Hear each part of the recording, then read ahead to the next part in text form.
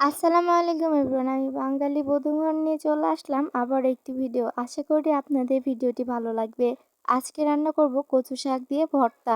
এই কচু শাকের ভর্তা করতে খুব অল্প সময় লাগে, কিন্তু খাইতে হবে খুব মজার।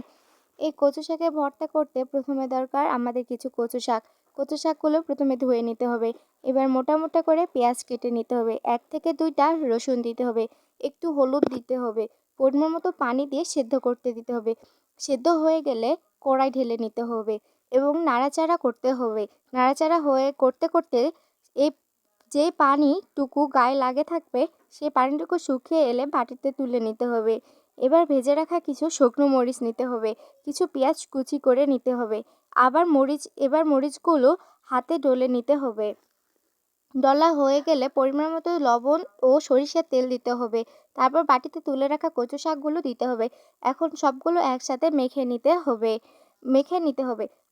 আমাদের কচু শাকের ভর্তা রেডি। আশা করি আপনাদের ভিডিওটি ভালো লাগবে। যদি ভালো লেগে থাকে তাহলে লাইক, কমেন্ট, সাবস্ক্রাইব করুন।